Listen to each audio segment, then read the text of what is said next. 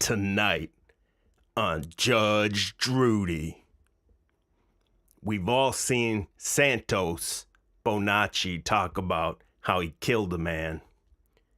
I've had a few questions about how such a little man could accomplish such a thing.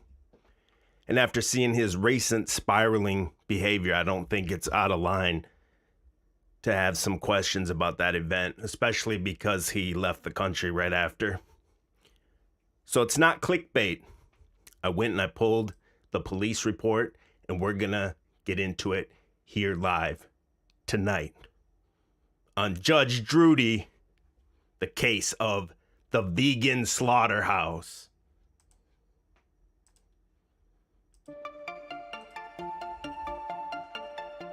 Views of streets.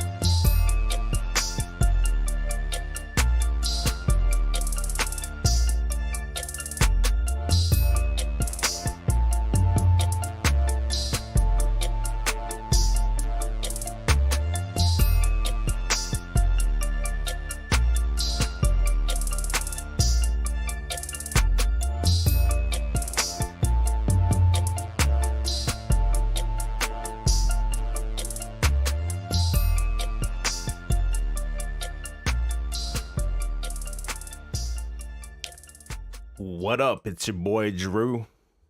You're checking out that Drew World Order live. Thanks for joining me this Sunday night. That was Beezus on the beats. Shout out to Beezus.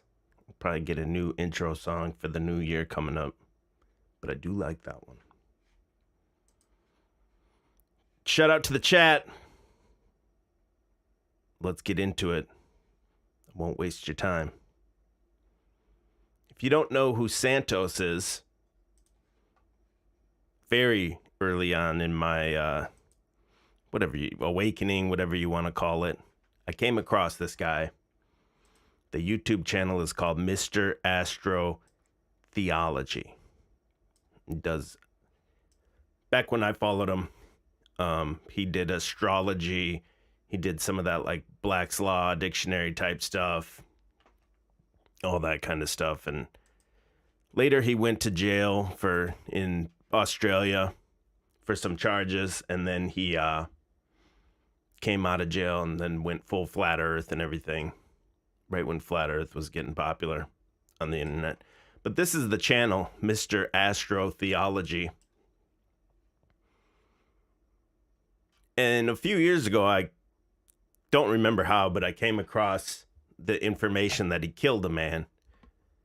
And I wasn't able to find much information on it. And I've actually left comments on his videos a few years ago asking if he wanted to talk about that at all. And I've never wavered from the fact of what I've said is that I fully believe in the use of lethal force in a self-defense situation. So some people say murder, but if it was the story as he claims it, it sounds like it would be a self-defense situation. I put this as a short. This is him talking about it. About me, or tries to hurt me or my syncretism, I swear to God, on Judgment Day, you will get the thumbs down by me, because I will be there, waiting for you. Touch me and see what happens. When Stephen Durkee came to me on the 13th of October 2019 with a baseball bat and a sharp knife to murder me, he was attacking Molly already. He hit her on the head twice. He smashed, it caved her head in. She's still getting treatments now. I busted in the door to save her life with my bare hands. 15 minutes later, my angels protecting me had him stone, motherless, dead. So come at me. Let's take another. The only thing I have a question with that for is because he's so small, but those little guys are crazy, right? So, and being in the truth community, everybody is skeptical. I've heard, different accounts or whatever. You never really know what to fully believe. And then after seeing him go completely unhinged recently and saying stuff like this, I'll just play a short clip. I don't think it's that out of the realm to have even more questions about what really happened when you hear him talk like this. And this is from the Tartarian Truth channel. This is the Santos live stream that he deleted. Tartarian Truth put it back up. He's in here right now, I think. So shout out to Tartarian Truth. You are not my friend. You never will be, and I will spit in your face. And if I have a knife, I will fucking stab you and slit your fucking throat. I can't stand dumb cunts. And 99.99% of you listening right now are a dumb cunt and a fucking ugly cunt. Look at yourself in the mirror and you'll see that you're fucking as ugly as dog shit. I hope you fucking die. And I hope you die really, really fucking quick. And I'll have a party. Auntie fucking dumb cunt. And... So he's been getting more and more unhinged with the violent rants after that, after the killing and after getting involved with Daniel. And I'm not going to really get into the Daniel video here. If you go to my channel here, we did a video on this channel, a week or two ago. Let me put it in the chat real quick. I had Malika come on, his ex or friend, I guess, his friend, and she gave her testimony. I put that link in the chat of how his kind of mental health went down after linking up with Daniel. So we're not going to really get into the Daniel thing tonight, but you can watch Malika's account of that here. I think it's a pretty good video and engaging, and hopefully I can get up with Malika again soon. And to prove that, and she's in here right now, that's Anna Perna in the chat, so shout out. And to prove that I was huge into Santos when I first got into all this stuff. There's a video also on my page that I'll drop in the chat right now, where it's basically like a copy pasta of all of Santos's teachings that I learned with my own little twist on it. And I have that up on my page from a couple years ago, where I go through the zodiac and do my own little interpretation of how he does it. And I learned that all from Santos. And I say right in the video, like, that's from Santos.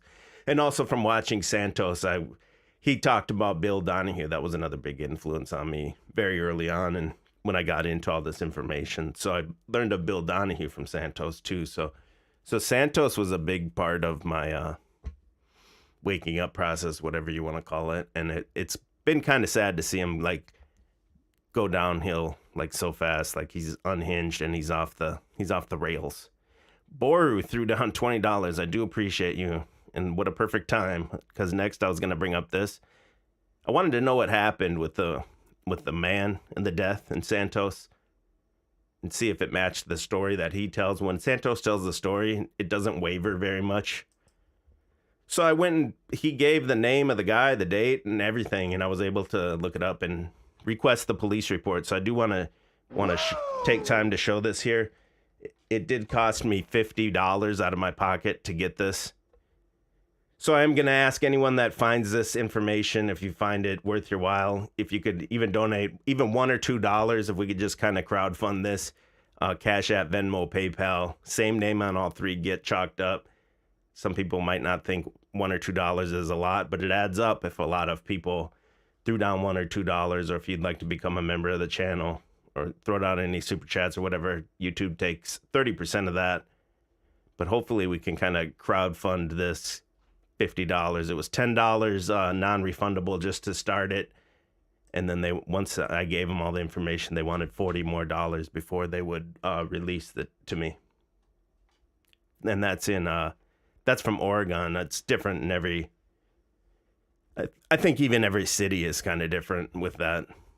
So if you can, any little bit helps. But without further ado, man, let's get into it. So I requested the records. I had the name, Stephen Durkee. I had the area. I had everything I needed. So let's get into it, man. I'm not going to waste your time. Yeah, someone in the chat's calling it a smear campaign. Santos actively talks about this. So I went and got the official police report of the death investigation of Stephen Durkee. I did my best to edit out all the phone numbers and addresses in here. I have looked at this. And because you truthers are crazy, man. And let me say this too. If I did miss anything, I don't want anyone I don't want to condone anybody contacting anyone or, calling these numbers, knocking on these doors. I'm pretty sure I got all the information blocked out though, because you guys are nuts, man. Borrow through another 5. Appreciate you. Quantum of Nonsense, PLN, $50. I don't know what PLN is, but I do appreciate that. And ME threw down 15. Keep up the great investigative work. He says, I appreciate you guys. Because like I said, man, I don't personally know the guy Santos, but I loved his work back in the day. I feel like I've kind of outgrown it now, but it's sad to see him spiraling the way he's spiraling. So let's get into it. Death investigation report. This is where it happened. 8 in the morning, just what Santos said. 8:40 in the morning, whatever. Official time of death, 8:55. Stephen Durkee, 48 years old, 6'1", 190 pounds. Way bigger than Santos.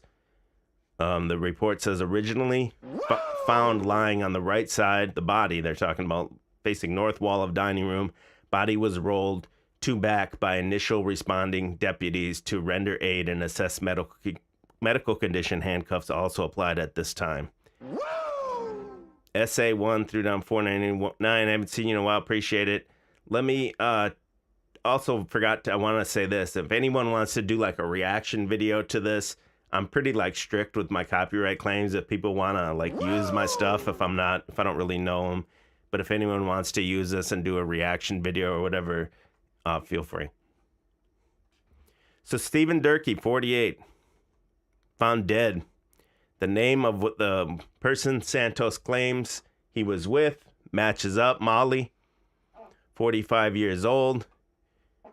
Brief witness statement. Durkee arrived at Niffin's residence, pounding on the door. That's Molly Niffin and Stephen Durkee. When she opened the door, he assaulted her with the baseball bat. Again, what Santos claims. This progressed to include Niffin's house guest, who Durkee attempted to stab. Durkee died as a result of stab wounds received. Here it is again. These were the people involved. Molly. Activity at time of death, reportedly assaulting Niffin and Bonacci with baseball bat and knife. Found lying on the floor of the dining room. Baseball bat and knife in the dining room. This is the game Clue. Position of weapon in relation to the deceased. The ball bat lying on the floor in the adjacent room. Knife found on the table about 10 feet away from the body. Indicate alcohol use presumptive positive for THC at autopsy. So Durkee was high as a kite. Any significant changes to lifestyle? It says he, Stephen Durkee, and Niffin recently ended a relationship. Deceased lived just by himself. Lacerations and swelling to the rear and top of head. So he got cut in the head. 2 lacerations or punctures in upper right arm. 1 laceration puncture to left rear chest torso. 2 lacerations or punctures to outside left forearm. These were all the police that were involved. The people involved: Santo Bonacci, Mary Lucinda Ansley. The investigation reads on October 13th, the exact date Santos gives, 2019. I responded to the address in North Eugene regarding a death investigation. Patrol deputies responded to the location regarding an assault complaint that was received via 911. At the location, deputies found Niffen and Bonacci injured and Ansley present but not injured. They also found Durkee deceased in the residence. Niffen and Bonacci were transported by ambulance to Riverbed Hospital due to their injuries. Ansley remained at the location. Detective Solano and Simmons responded to the Riverbend Hospital. Detective Solano interviewed Niffen while Detective Simmons interviewed Bonacci. Refer to their reports for Niffen and Bonacci's statements. Detective Whitaker interviewed Ansley, referred to her report for Ansley's statement.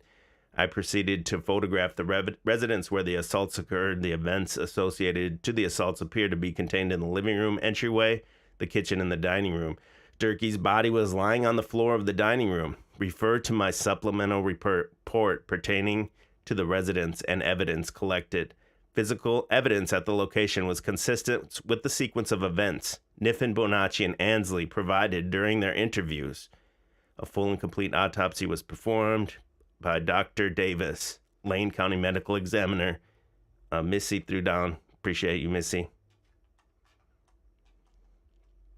This is a 71-page report. I have the full thing. Here's further. Next page. Here's all the police involved, the people involved. It says deputies here were dispatched on October 13th, 2019 to report of an assault that had just occurred. Dispatch noted the suspect was still on the scene and he had hit the complainant, identified as Molly Niffen, hit on the head with a baseball bat.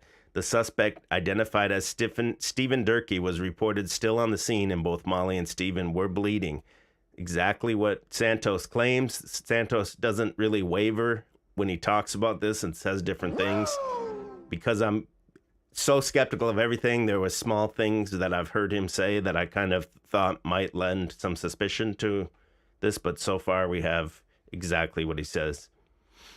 All these deputies named here, and I responded. Upon arrival, I observed a single-story residential home with an eastern-facing door. Deputies and troopers set up a perimeter on the eastern end of the residence. I observed 3 individuals, identified as Molly Santos and Mary Ansley, exit the eastern-facing door. All 3 individuals were instructed to walk to the south and stand behind a large camper trailer on the southern side of the driveway. I observed the complainant, identified as Molly Niffen, had blood on her left ear. Deputies and troopers entered the residence and observed a male identified as Stephen Durkee inside the residence. Durkee was pronounced deceased by fire personnel at 8:55. Molly and Santos were both assessed by medical personnel and transported to Riverbend Hospital for an evaluation. Deputy Wallace and I responded to Riverbed Hospital. Upon arrival, I observed Molly lying in a bed, emergency room number 35. Molly was wearing a neck brace. I observed Molly had a bite mark on her left hand, blood on her ear, and a cut on her finger. I took digital images of Molly and her injuries. I later submitted the digital images into evidence. See Riverbed records for list of injuries.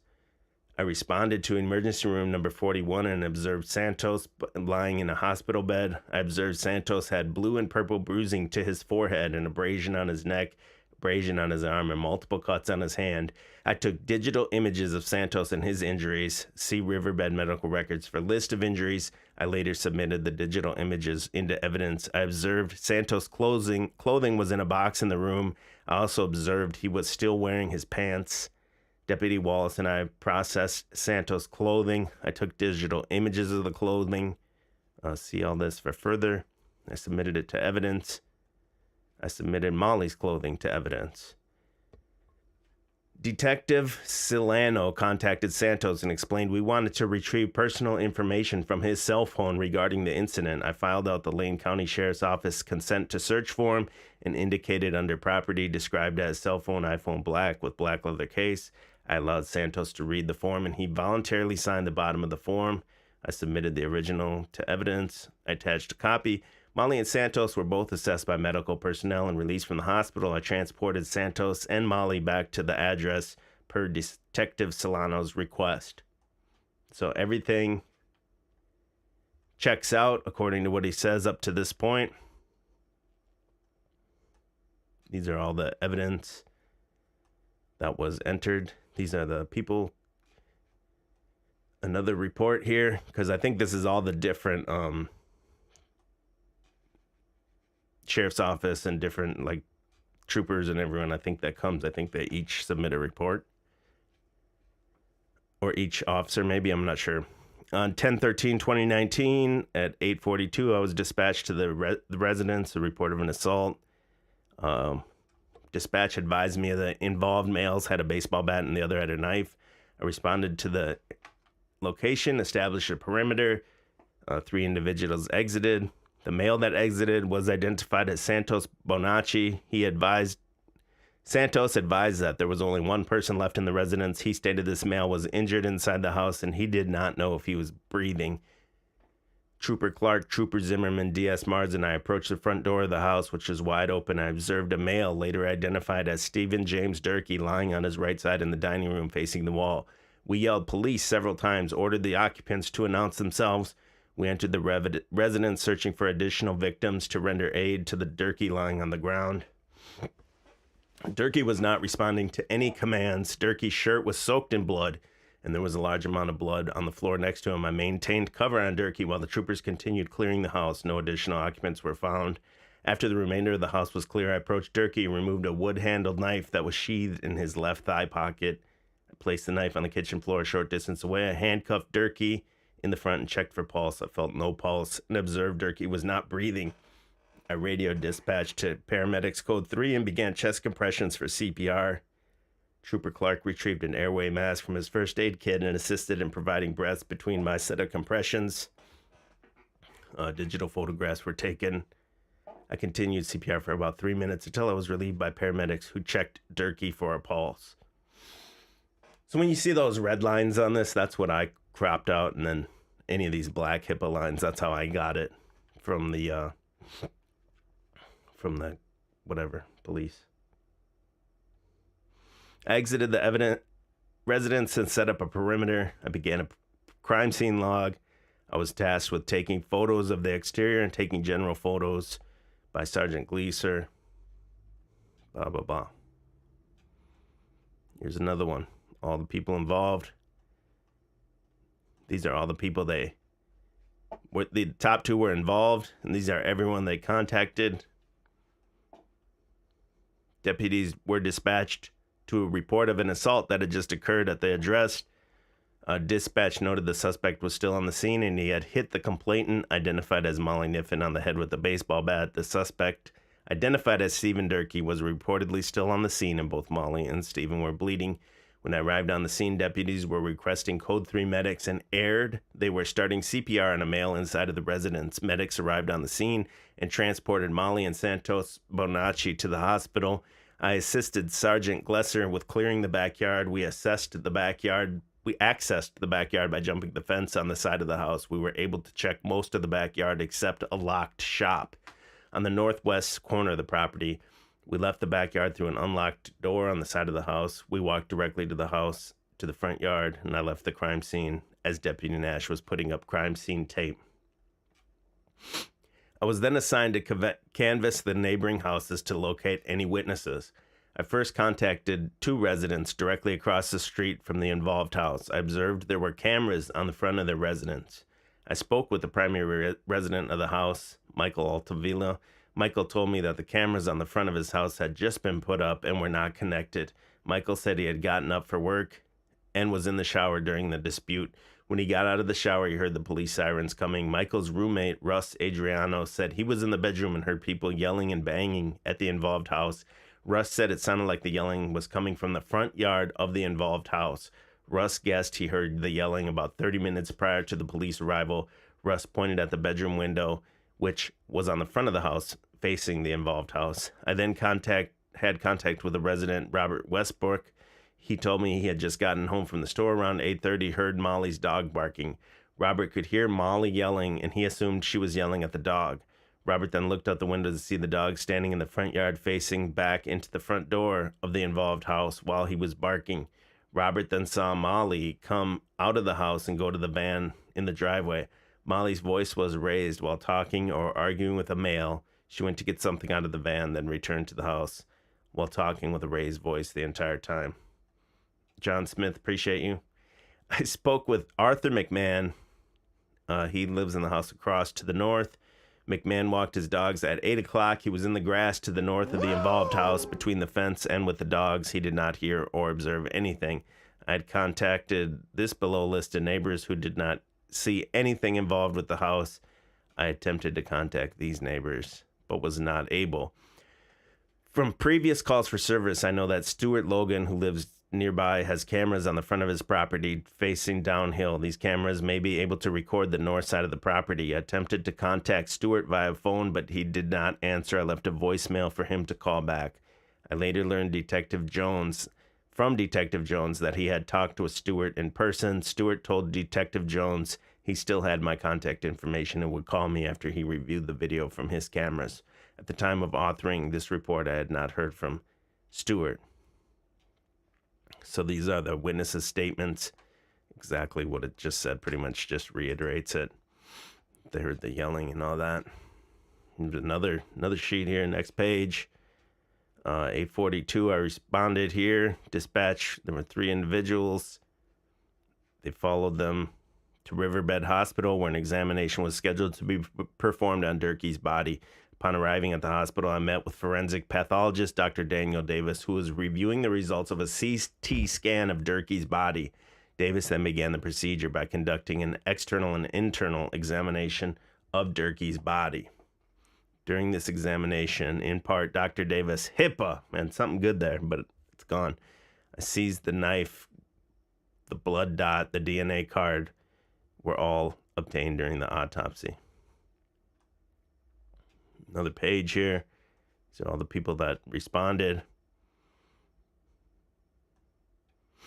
This is what they took for evidence. A CD audio of Molly. Interview taken at Riverbend Hospital. Wallet belonging to Stephen Durkee. CD containing 15 photographs of Durkee's vehicle and contents. Same thing again, a different officer's report. I arrived to a dispute that occurred. Stephen Durkee arrived with a bat. She was bleeding, and a friend later identified as Santos Bonacci helped fend off Durkee. All the involved were bleeding inside the residence. Responding deputies arrived, and Durkee inside the kitchen was unconscious. CPR was initiated. Niffen and Bonacci were transported to Riverbend Hospital. I spoke with Niffen in room 35. She was on her back in the hospital with a neck brace on. She had blood in her hands. Blood was coming out of her left ear. I was advised she had a fractured skull from blunt force trauma. So another, exactly what Santos says. It hasn't deviated from anything he says at all. I advised her who I was, and I advised her that I was going to record an audio interview instead of my digital recorder. During my contact, I asked Niffen if she would be willing to sign a medical release form for the incident. She agreed. She signed the form.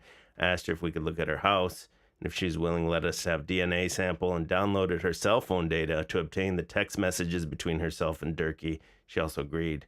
She said Durkee came to the house around 8:30 and knocked on the door. When she opened it up, he forced his way inside of the house and hit her in the head with a baseball bat.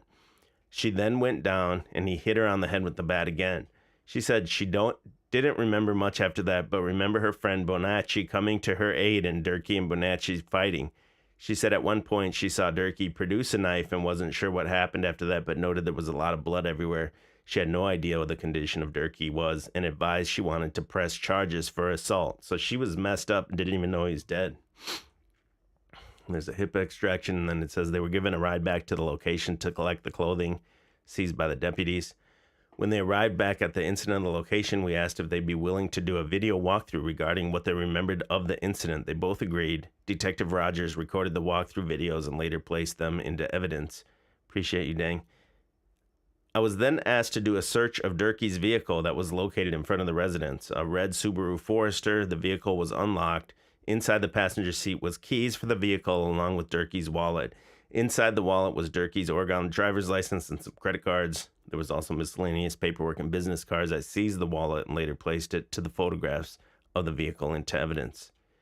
An autopsy is planned for Durkee. In the interview here,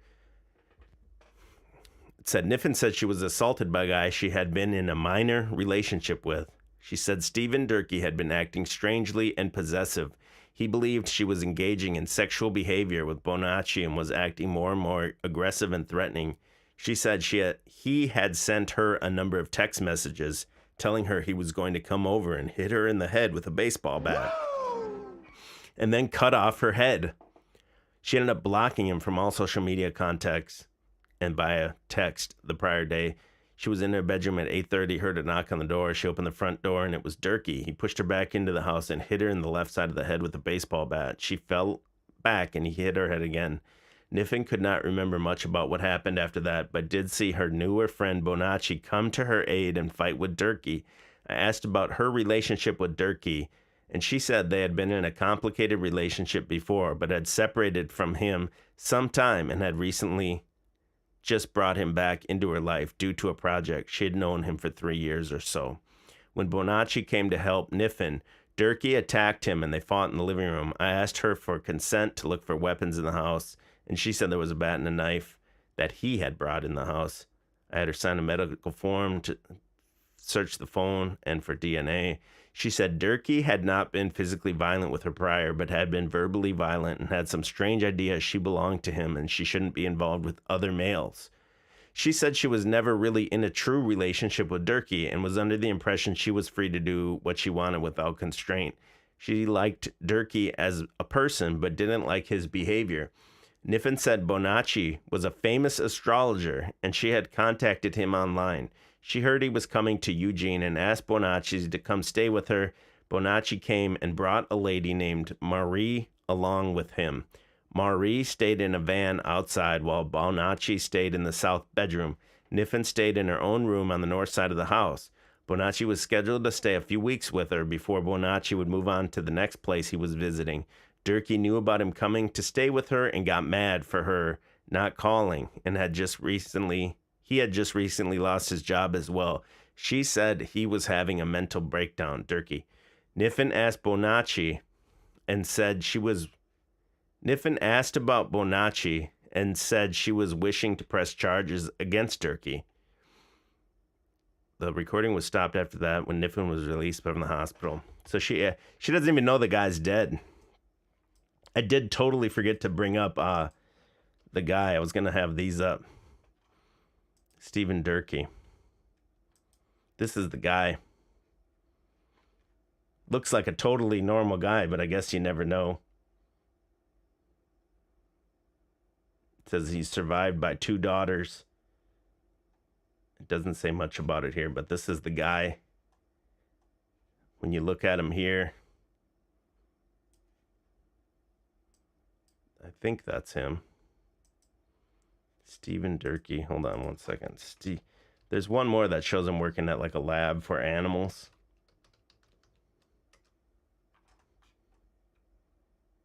Is that it?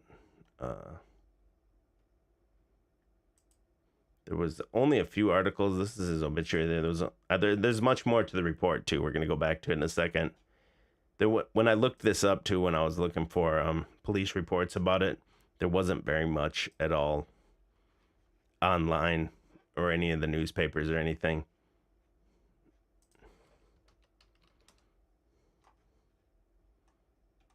See if I can find that one where it shows this is where he is in direct. He headed something here at this called Terra Research, where he was the person in charge of the animals that they did do animal testing on. And it was his job to make sure that the animals were treated as humanely as possible, even though these were these experiments and everything. And he was, I don't know if it's going to load here. I'll let it load. We can go back to the thing. But it seemed like he took it pretty serious. He's saying this, these animals are giving their life for us. The least we can do is make sure they're treated as ethically as possible. Yeah, I'm not sure if that's going to load right now. We'll just let it load. Go back to the reports. There's much more. Same thing here. Detectives and I responded. Death investigation. At the location, I noted that to be a single-story stick-built residence located on the southwest corner. There were 2 vehicles in the driveway. I later learned the Toyota Corolla belongs to Niffen, who rents the location. The gray van belongs to a friend of Niffin's, Ansley. So there was just someone living in a van in her driveway, apparently. Shortly after I arrived, I advised Detective Solano obtained consent from Niffen for us to enter her residence. We were also advised Durkee was Niffin's ex-boyfriend and had been threatening to kill her over the course of the prior several days. Refer to Detective Solano's report regarding Niffin's statement. I photographed the residence, both interior and exterior, submitted them to evidence. Inside the residence, it appeared the garage space had been converted into a large bedroom. I later learned that this is where Bonacci was sleeping. The room did not appear to be involved in the dispute, as aside from being cluttered, the room did not appear disheveled. Niffen was sleeping in the bedroom at the opposite end of the residence. The room also did not appear disheveled or involved in what occurred during the incident. So Santos and the woman are sleeping in different rooms even, and this guy shows up just nuts with a bat. This guy was fucking tripping. The living room, which is accessed by the front door, led to several leading to the converted garage bedroom, and the kitchen and dining room areas was disheveled. There were several items, crystals, candles, and other items on the floor, some of which were broken. These items appeared to have been originally against the shelf. I also noted a large amount of blood on the carpet floor of the living room. Large pool of blood on the couch, which was along the east wall of the living room. There were several musical instruments in the southeast corner of the living room next to the couch, which looked as though they had been disturbed. Lying on the floor just in front of the couch, I noticed a brown leather knife sheath laying on the floor. In the middle of the living room, I noted an Easton brand baseball bat, which had red staining on it. I also noted a wooden-handled knife laying on the small table in the entryway. The blades of the knife was approximately 3 inches, and there was blood transfer on the blade portion of the knife. On the vinyl flooring of the entryway, I noted several blood drops. I also noted blood transfer on the west wall of the living room next to the doorway to the both kitchen and the dining room. There was a white baseball cap lying on the floor near the piano on the south wall of the living room. Niffen identified the hat as belonging to Durkee. She stated he was wearing it when she initially opened the door. Durkee's body was laying on the back in the middle of the dining room next to the beanbag chair. So this house has musical instruments, crystals, pianos. There's all the hippie stuff in this house. The initial deputies who responded found Durkee laying on his right side on the beanbag. He was handcuffed, rolled onto his back. Blood smeared, blood pooled, blah, blah, blah. Short distance from the body, I noted another short-bladed wooden knife. I was told the knife was removed from the sheath in Durkee's pocket and thrown away from the body when the initial deputies restrained Durkee and assessed his vitals. The pants Durkee were wearing were dark in color but appeared to have large amounts of blood on them. Medical examiners Dean Miller-Hoyt and I assessed Durkee's injuries. We noted 2 lacerations or punctures next to his upper right arm, a large laceration or puncture to the left rear side of his torso, 2 lacerations or punctures to the outside of his left forearm, and a laceration on the back of his head. Santos cut him up, man. Cut him up even in the back of the head. These were the injuries we could locate and identify during our cursory examination of Durkee's body at the location. He was more thoroughly examined by the Lane County Medical Examiner. Dr. Davis, during the autopsy he performed the following morning at the Lane County Morgue, referred to the autopsy report for more thorough and complete list, blah, blah. In the kitchen, the blood pooling and smears covered much of the floor, as well as some of the cabinets and the countertop around the sink. I noticed there was a pink paring knife on the counter next to the blood smears on the counter and the sink. I also noticed a boot print in blood on the floor next to the knife on the floor in the kitchen area. I noted the bloody boot print was consistent in appearance to the boots Durkee was wearing.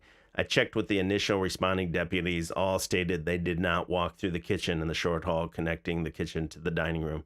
Medical examiner investigator Miller-Hoyt arranged for Durkee's body to be transported to the morgue, as the medical examiner's office was maintaining jurisdiction of the body pending an autopsy. In addition to the blood on the floor of the front door entryway, I found blood drops on a vinyl floor at the door leading to the converted garage bedroom. I also noted a small amount of red stains on the bifold closet doors in the garage bedroom. The closet in the garage bedroom is located in the southwest corner of the residence. All 3 knives were located and seized, as was the knife sheath on the floor of the living room, the ball bat, and the baseball cap. Niffen identified as belonging to Durkee. Took blood swabs, blah, blah, blah. Additionally, I inspected all the exterior doors of the residence. None of them showed signs of force being open. Additionally, Niffen had marijuana grow in the backyard of the residence. However, the marijuana grow and associated equipment did not appear to be involved with the assault. Detectives Solano conducted walkthroughs with Niffen and Bonacci. I recorded and brief walkthroughs. I had later transferred the video to disk and submitted to the evidence, blah, blah. The 3 knives, it's all submitted to evidence. What do you guys think, man? Let me see if that other one loaded up yet. Yeah, here he is. So this is the guy, Stephen Durkee. The quote underneath him here says, by standardizing and harmonizing how animals are cared for, you can create consistency across labs and institutions. He says, nothing is more important in an animal study than the animal itself. The righteous idealism that fed Durkee's Greenpeace activism in his younger, wilder days still beats in his chest as administrator of OSU's Institutional Animal Care and Use Committee, a group of research veterans, ethicists, and lay people who meet monthly to review each and every proposal for an animal using project before it can go forward. His job is to make sure no animal is used needlessly. No animal suffers undue pain. No animal dies in vain.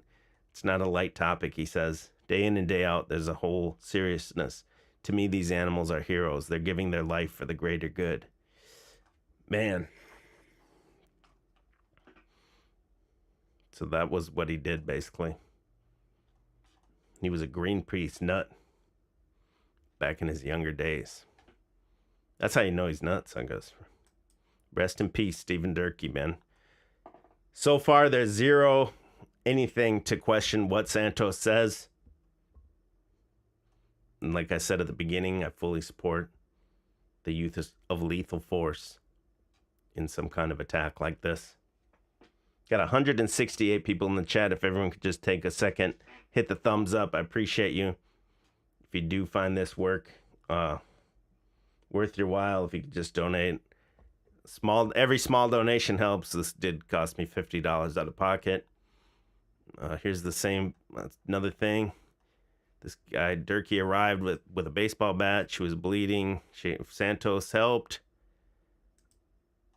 They showed up. Durkee was unconscious. They went to Riverbed for injuries. Pretty much the same thing over and over by different officers. Here we go, though. On 10/15/2019, so a few days later, I was contacted by Lane County Sheriff's Office dispatch. They advised a female was calling in to talk about the case. They said her name was Kim and asked if I would talk with her. I had them patch the phone call to my desk. I made contact with Tim Donahue. She said she had been in a relationship with Durkee, which ended in 2013. She said she had a similar ending to their relationship and wanted me to know about it. I took her statement. So this woman, Kim Donahue, dated Stephen Durkee, called up because she knew he was crazy. I think the guy looks pretty normal, but that's how you never know, right? The guy's a nut. Kim Donahue, she said she had been in a relationship with Durkee, which ended in 2013. She said it lasted for a while and was nice at the beginning. Then he started changing how he treated her and what he was like around her. She ended up with him stalking her constantly and infiltrating every part of her life. I asked for an example, and she said he would follow her around and look in her phone. He would try and keep her from doing certain things with certain people and was really jealous. When she tried to end the relationship, things went sideways. She said he became erratic and unstable. She said he would threaten her with violence, but was never actually violent with her. All the ladies in here, do you guys know a guy like this? Is this like, I don't want to say normal, but is this more common than people think? Crazy dudes like this? She said she believed the threats, though, and that's why she tried to get a restraining order. She was not granted one due to the fact that he had not actually followed through with the threats. Donahue ended up going to a women's space for help because she was so afraid of him. They helped her find a new place and get some distance from him. I asked her what caused him to finally give up on stalking her, and she said he got a new girlfriend and just dropped off the map. She felt bad for the next woman and knew it had to be someone kind and gentle because that is the kind of person he liked to insert himself into their lives with. He liked control and manipulation. I asked if she knew anything else about him that would be helpful, and she said he lost his job at OSU. That's this one that I just had up here. He was at the OSU's Institutional Animal Care Use Committee.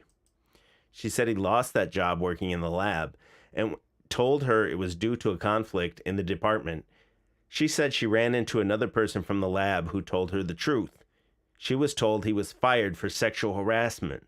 She never verified this information and didn't think she would be given information to verify it from OSU. So Stephen Durkee, dead as a turkey. If I would have got this before Thanksgiving, we could have done Durkee Day. Carved up Durkee. Looks normal, but he's a nut, right? Look at this guy. Way bigger than Santos, too. Got bodied. He took his last breath. Santos was laying over him while this guy took his last breath. He probably busted in, hit the woman in the head, and thought, man, this little guy, it'll be easy to mop the floor with this little guy. And look what happened to him. Yeah, exact. EBT, this is what I've been saying since I had to pre-read this and kind of screen it. It's exactly what I've been saying. This dude, he fucked around and he found out, man. He fucked with the wrong dude. These little dudes are crazy. Nothing here makes me not believe that Santos did the right thing. Santos said he saved that woman at this point in the report, and we're very far. We're halfway through it. It looks like everything Santos says is true. Same thing here. They were able to get a hold of the guy that had the cameras across the street. The chat already has conspiracy. Santos Jr. did the killing. Santos Sr. is too enlightened. No, man. Santos got his ass. Santos chalked him up. So here they get in touch with the guy that had cameras that was like across the street. It says this guy lived here. He had cameras in front of his property that were able to, they may be able to record the north side of the property. I contacted him by phone. He didn't answer. I left a voicemail to call me back. I later learned from Detective Jones that he had talked with Stewart in person. He told them he still had my contact information. I responded to Stewart's house for the video. Stewart advised his cameras recorded Durkee's vehicle drive by the address 3 times before parking in front of the house. Stewart was not able to download the video from his hard drive. I used my department-issued camera to record the video of Stewart's security. Stewart first showed me the current video, and I observed the date on the screen was correct. The time showed 12:05. My watch showed 12:07. So this guy caught him on a camera in front of his house driving by 3 times before he parked and got out with the bat. The first video shows the involved vehicle turn around 7:43. The vehicle drives by, and then it comes back again at 8:07. And then at 8:08, the vehicle comes by. Or at 8:11, the vehicle comes back into view, leaving and turns again, and then turns south. At 8:25, the vehicle turns from the south. At 8:25:45, it shows the vehicle park in front of the involved house. The view of the vehicle is blocked by the wooden fence at the location, but the top of the car is still visible. I recorded a zoomed-in view of this time, and you can see above the fence a person's head that gets out of the driver's seat of the vehicle. The person walks around the back of the vehicle and then to the front yard of the house involved. So it's funny when I talk about, there's other channels you guys see me criticizing, the defenders of those channels will be like, man, police can just say whatever they want. When you look at this report, man, this is a 71-page report where they're getting as much information like as they possibly can, right? To make sure this has to be able to stand up in court. They need surveillance. They need anything they can get more than just witness testimony before they make a charge or decide to not charge someone, like in this case here. Here's another one, similar report. Durkee Stephen Durkee hit her in the head with a baseball bat before another male, later identified as Santos, took the bat and Durkee and hit him. Deputies responded and secured the scene. Pretty much the same thing. I contacted Bonacci in the ER room while Detective Simmons contacted Niffen in a separate ER room, which was down the hall. I obtained 2 audio recorded interviews with Bonacci, during which he described the situation in which Durkee arrived at the residence and attacked Niffen with a bat after she answered Durkee's knock at the front door. Bonacci came to Niffen's defense. Durkee reportedly came at him with a baseball bat, at which time Bonacci became fighting and struggling with Durkee in an attempt to take the bat away from him and protect Niffen from further assault. Exactly what Santos claims. He's never wavered. Per Bonacci, he and Durkee fought over the bat, ended up wrestling on the couch and floor as Bonacci tried to restrain Durkee, as Durkee continuously tried to assault Bonacci and Niffen. At one point, while Bonacci was trying to restrain Durkee on the living room couch, Durkee pulled out a knife from an area of his pants and began to try and repeatedly stab Santos, Santos advised he and Niffen fought back against Durkee's assaults to the point Durkee ultimately collapsed on the kitchen floor and he and Niffen fled the residence to summon help. While speaking to Bonacci, I observed several lacerations on his hands and fingers, which he said he sustained while trying to take the knife away from Durkee. Bonacci advised he is originally from Australia and is in the United States on a 1-year visa. His plans are to eventually move to America permanently, but for now he will be traveling from Oregon to California, then to Costa Rica for a short time before hopefully returning to Eugene. Bonacci advised he would continue to cooperate with the investigation and will always be available by cell phone. Big HIPAA redaction here, and then it says, because of this, we waited until they were discharged. And Deputy Conway then provided them with a courtesy ride back to Niffen's residence, the incident's location. Upon our arrival back at the residence, I asked Bonacci if he would voluntarily provide me with fingerprints to assist in the investigation, which he said he would, and then he signed the consent form. He also signed the medical release pertaining to the injuries. Likewise, Niffen also consented to providing me with her fingerprints as well as DNA samples, which was documented on a consent to search form prepared by Detective Simmons. They searched the vehicles that were there. Ansley, the lady that was sleeping in the trailer or the camper or whatever in the driveway, she had been asleep in the vehicle at the time of the incident and was summoned by Niffen and Bonacci immediately following the incident. Niffen and Bonacci both agreed to conduct separate video recording scene walkthroughs in which they went back into the residence and demonstrated to the best of their memory the details of how the incident unfolded. These walkthroughs were video recorded by Detective Chad Rogers. It's Chad. During the time of Niffen's short walkthrough, so the woman, Molly Niffen, appreciate you, Tartarian Truth. So during the time of Molly Niffen's short walkthrough, she became very lightheaded and dizzy, seemingly due to the head injury she sustained only a short time before. A short time later, Niffen also threw up, which prompted law enforcement on scene to summon medics to respond back to the location. As medics evaluated and or treated Niffen, I watched as they seemed surprised the hospital released her from the hospital with such a head injury. She's still bleeding from the left ear, etc. Nonetheless, despite the medics urging Niffen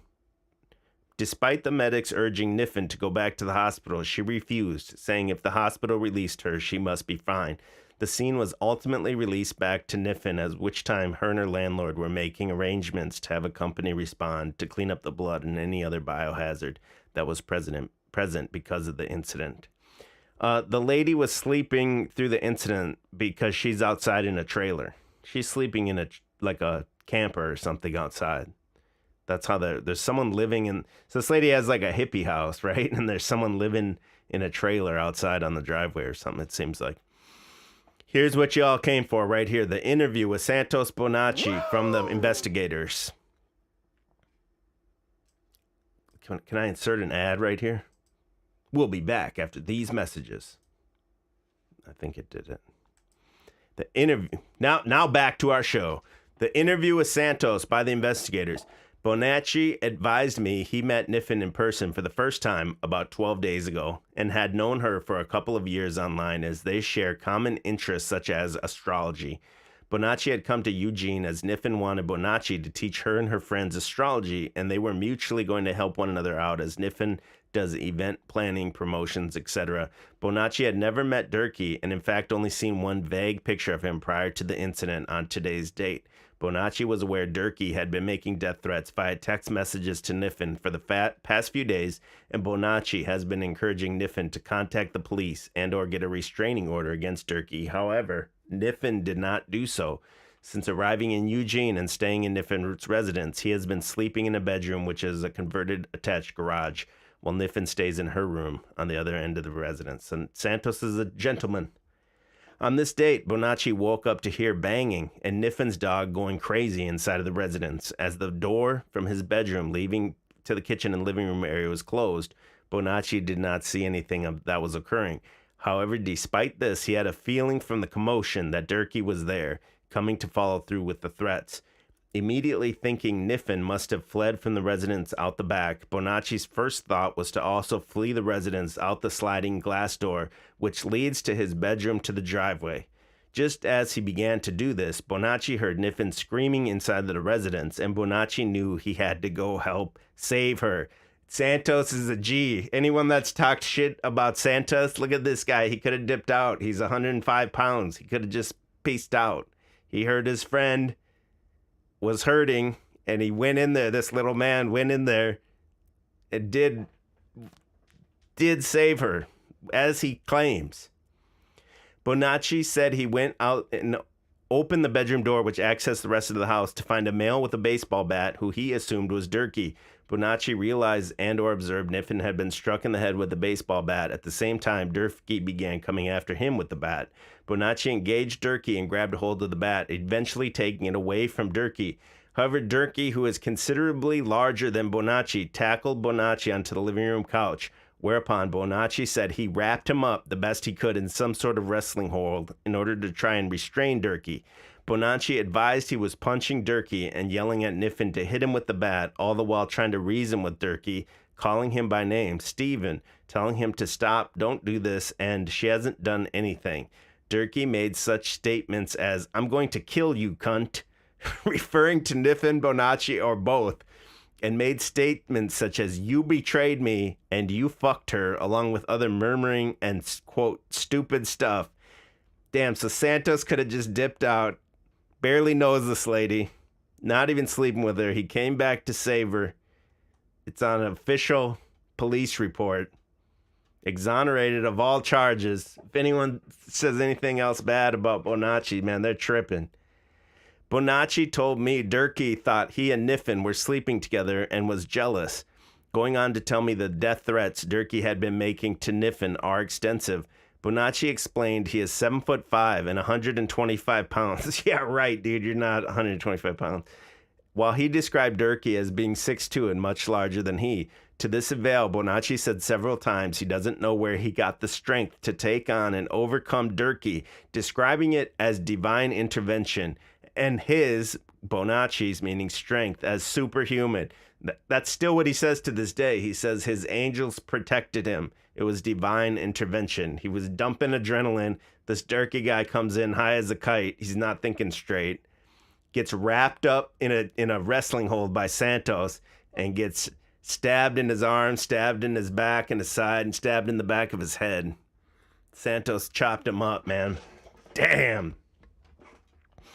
While Durkee and Bonacci were struggling and fighting on the couch, Durkee pulled a sharp knife from where Bonacci believed was his pants. Durkee then began trying to stab Bonacci, to which Bonacci grabbed a hold of the knife blade in order to try and control the knife and or disarm Durkee. As they fought over the knife and Bonacci attempted to gain control of it, Bonacci was able to redirect Durkee's slashing and or stabbing motions as he was making with the knife, as so to cause Durkee to cut and stab himself. Bonacci explained Durkee stabbed himself, both in part to him, Bonacci, forcing the knife away from himself and towards Durkee, as well as Durkee just missing Bonacci at times and hitting himself. Bonacci said it appeared to him as though Durkee was on drugs or something due to the way he was acting. I gotta take a break here, man. Where did my drink go? Do I not have my damn drink in here? Oh, man. Shit sucks to suck, I guess. I guess I'll keep going. Bonacci advised he and Durkee continued to wrestle and fight both on the couch and on the floor as Durkee continued his aggression towards them. When describing defending himself, Bonacci said he at different points struck Durkee with his hands, the bat, and the knife, while Niffen also finally hit Durkee in the head with the bat in an attempt to get him off of Bonacci. However, when trying to obtain specific details and sequences of events from him, Bonacci said numerous times that everything was such a blur, and it all happened so fast. When asking Bonacci what stopped the altercation and or how it ended, he told me he thinks Durkee exhausted all his energy and was fainting, going on to state he was in faint mode, as was Niffen. Bonacci continued, saying Durkee saw all of his blood and was staggering around. He said Durkee crashed into a table in the living room, which held up a bunch of crystals, and eventually fell down on the kitchen floor. It's like a movie. Bonacci watched as Durkee stood up and staggered into the adjoining dining room, where he fell again, only to get back up and stagger back into the kitchen. He fell on the floor again, and he and Niffen fled the residence. Damn. Santos is a straight up killer, a true friend.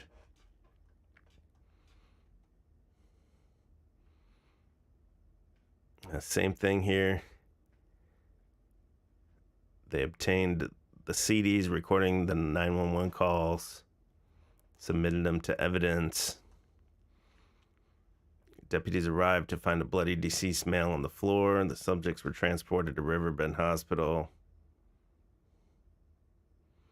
I had learned that Molly lived at the residence and had been in some kind of previous relationship with the deceased Stephen Durkee, who had been sending her threatening messages when he learned that she had another man staying with her. Durkee arrived that morning and assaulted Niffen with a bat until her friend Santos Bonacci intervened and attempted to defend her. During the efforts at fighting back, Durkee died after being struck with the bat he had brought and stabbed by the knife he had also introduced into the violence. I was tasked with collecting the cell phones from the three subjects involved and to download their digital contents to locate the threatening messages that would help back up Niffen's claim. Jaddy in the chat says, put some respect on Santos' name. Hey, full respect. I mean, we're almost through the majority of the police report. Everything he says, he never really wavered. Everything he says on the police report is how it happened. He could have left. He could have ran out and left his friend behind, and he didn't. A mad lad, Santos Bonacci, superhuman strength, took out the Greenpeace warrior. So this guy was going to get all the stuff off the cell phones that would prove those claims that he was sending crazy messages. So they collected they got Niffen and Bonacci consented to having their cell phones downloaded and provided their respective pins. Their phones were brought, blah, blah, blah. I recovered Durkee's cell phone from the vehicle. I photographed the car before opening it, blah, blah, blah. I returned to the sheriff's office. The first phone I extracted was a black iPhone XR that belonged to Santos. This phone was not password or PIN protected. I began an advanced logical file extraction using Cellebrite's iOS extraction feature within Physical Analyzer software program. After this program concluded, I loaded the extracted to the reader format of the Physical Analyzer and reviewed the SMM, the text, and found nothing related to the dispute. So Santos' phone has nothing on it about anything.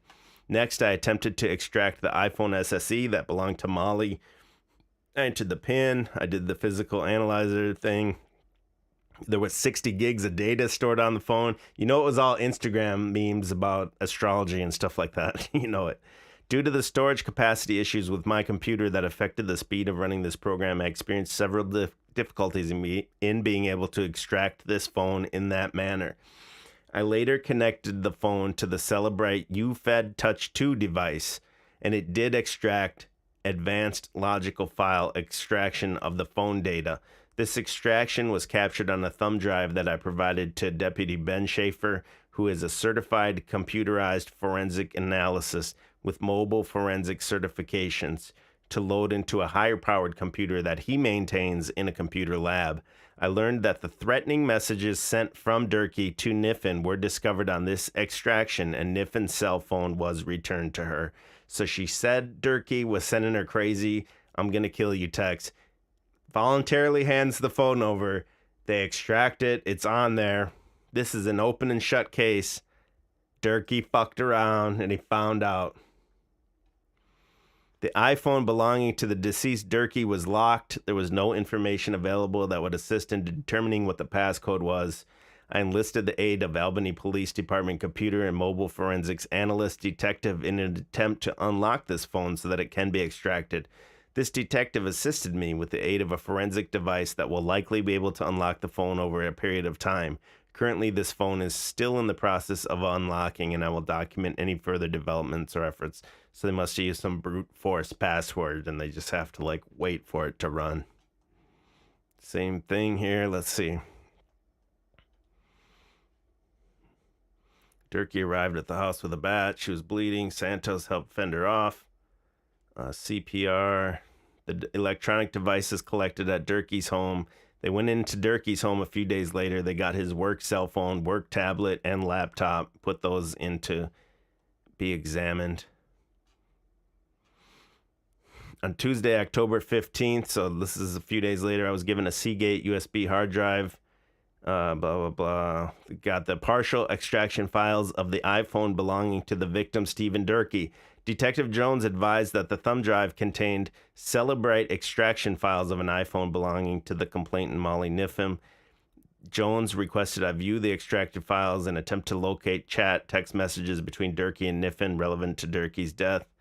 I viewed and extracted files from Durkee's phones. Remember, they couldn't get it open, so he got into Durkee's phone, located numerous messages between Durkee and Niffen.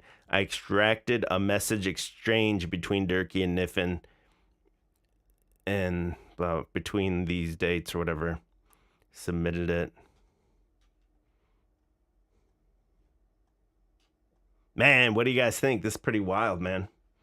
Here's the findings.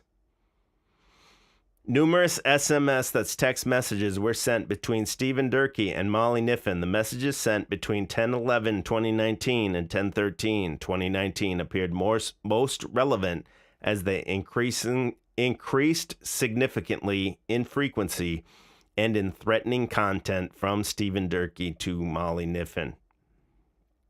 Damn.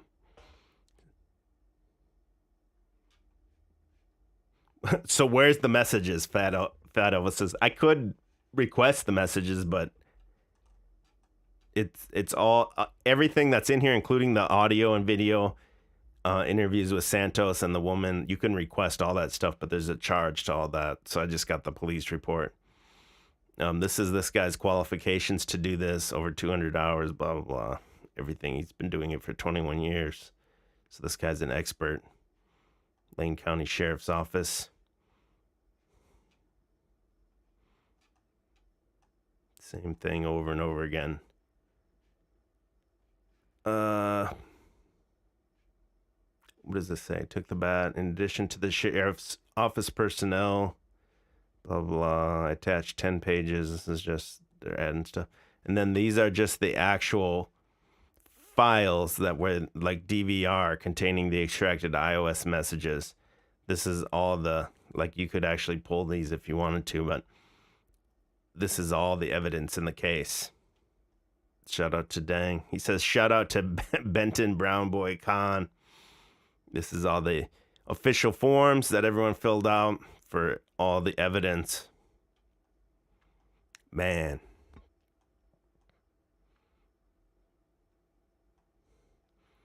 So Santos Bonacci should be exonerated in the minds of anyone that would doubt him and what he says about what happened during that time, even though he does seem to be kind of spiraling out of control recently with his connection with Daniel and everything. He needs to do this to Daniel next.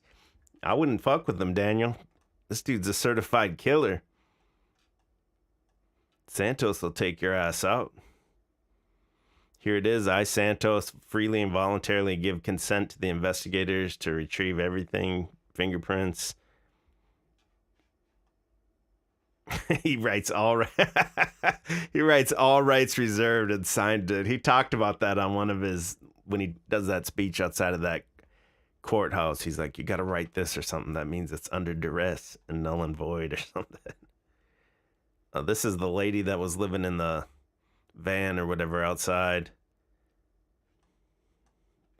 Here's Santos again, giving over his property, cell phone, iPhone. Molly giving over her iPhone. So just the fact that these people would voluntarily give that over says a lot. Because of course, if it's real, you're gonna consent to it, right? And that's the whole report, man. 71 pages. I don't know, man. What do you guys think?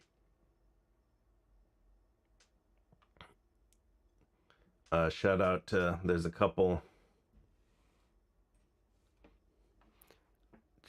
Jessica threw down. Appreciate you, Lord Dorkington. Threw down. Appreciate all you guys. That's it, man. This some real research, man. I had to get to the bottom of it. I had to know. Excuse me. What happened here to Stephen Durkee? Dead as a turkey, right? I mean, Santos, man, if you ever watch this, if you're suffering from survival's guilt, it's easier said than done, right? I would say don't, man. You should be sleeping like a baby. You did the right thing. You're a real man. You're a warrior. You saved your friend. You were there. That your friend would be dead if you didn't do that, if you ran out of the house or whatever. He said he was going to hit her with a bat and cut her head off. And he showed up with a bat and a knife. The dude wasn't fucking around. But Santos was there to save the day. Hopefully Santos can get his life together, and got to get away from Daniel, bro. I know you love him, but it went all downhill when he got involved with Daniel. You know I'm not the only one saying that, Santos. You gotta give him the Durkee. You gotta give him the Durkee treatment, Santos. Yeah, man. So I guess that's it. That's Mr. Astrotheology. If you don't know Santos, 250,000 subscribers, bona fide G, certified thug, straight up killer, and you can't teach that. Look at this. This little dude, 6'1", 190, and this is the last thing he saw right here, sitting over him, and he just thought, damn, I fucked up. He had kids and everything, and this little dude got him. Look at that little arm. That's why you don't mess with these little guys, dude. Santos is crazy. These little dudes will fuck you up, man. Little crazy, little pit bull type dude. Man. Well, I guess that's it, man. I don't want to keep you guys here. I wanted to go through that. Show you guys some real research. That's how you do some research here in the truth community. Santos is exonerated. If anyone calls him a murderer or anything, make sure you guys show him this. If anyone wants to do a reaction video to this, if you can just link it or whatever, give me the credit. And if you found this helpful, again, any small donation helps. Cash App, Venmo, PayPal. The name on all three is Get Chalked Up. Or you can use that super thanks feature if you're watching it later on YouTube. So shout out to the chat. I appreciate everyone that was here. And I appreciate your time. And peace out.